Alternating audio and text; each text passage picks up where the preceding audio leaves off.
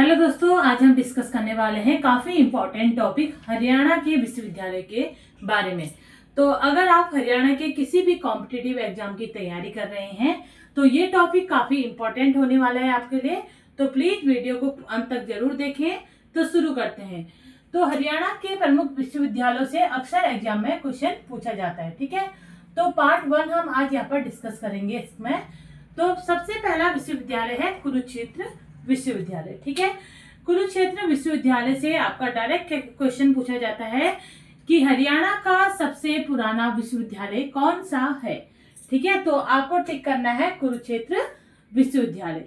और कुरुक्षेत्र विश्वविद्यालय जो है वो हरियाणा राज्य के कुरुक्षेत्र जिले में स्थित है, ठीक है। और कई बार एग्जाम में इसकी स्थापना भी पूछी जाती है, ठीक है। तो इसकी स्थापना 11 जनवरी 1956 में की गई थी। आपसे सन पूछा जाएगा तो सन याद रखेगा कि कुरुक्षेत्र विश्वविद्यालय की जो स्थापना है वो 1956 में की गई थी, ठीक है। और इसका उद्घाटन किया गया था डॉक्टर राजेंद्र प्रसाद जी द्वारा, ठीक है। यानी कि भारत के प्रथम राष्ट्रपति डॉक्टर राजेंद्र प्रसाद जी द्वारा कुरुक्षेत्र विश्वविद्यालय का उद्घाटन किया गया था। तो इतने 2-3 क्वेश्चन है जो कुरुक्षेत्र से पूछे जाते हैं, ठीक है। उसके बाद देखो सेकंड आता है महर्षि दयानंद विश्वविद्यालय, ठीक है, जिसे MDU भी कहा जाता है। महर्षि दयानंद विश्वविद्यालय जो है वो हरियाणा के रोहतक जिले में स्थित है, ठीक है।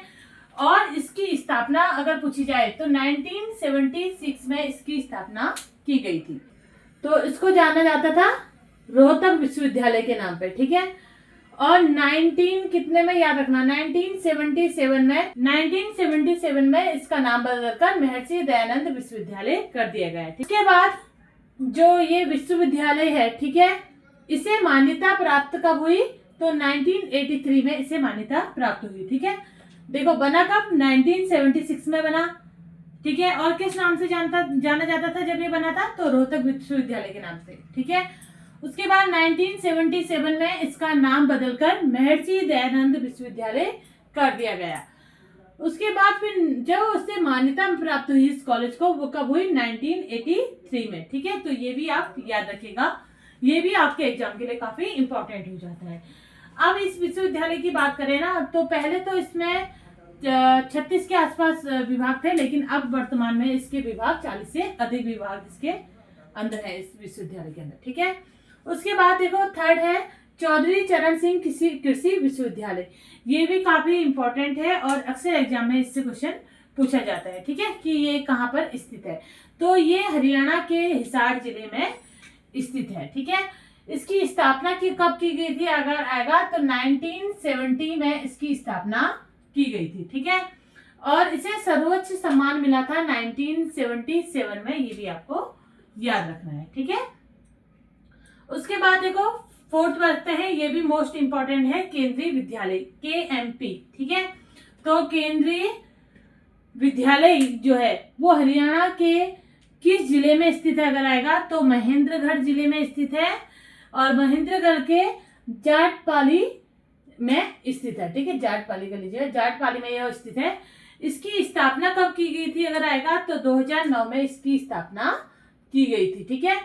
और इस विश्वविद्यालय की जो स्थापना है ना वो 11वीं पंचवर्षीय योजनाओं के तहत हुई थी, ठीक है।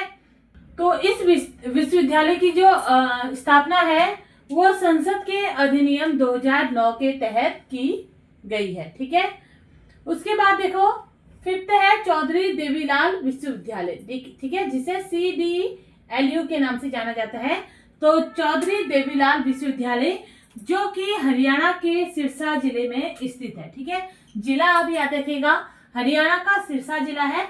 और इसकी स्थापना अगर पूछी जाए तो 2 अप्रैल 2003 में इस विश्वविद्यालय की स्थापना की गई थी, ठीक है।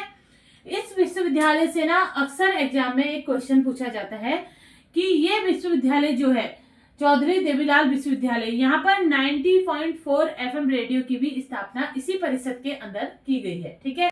तो यहाँ से ना डायरेक्ट क्वेश्चन पूछा जाता है। और क्वेश्चन कई बार एग्जाम में पूछा गया है कि हरियाणा का वो कौन सा विश्वविद्यालय है जहाँ पर 90.4 FM रेडियो स्टेशन की स्थापना की गई है। तो वो कॉलेज है चौधरी देवीलाल विश्वविद्यालय, ये आपको याद रखना है, ठीक है।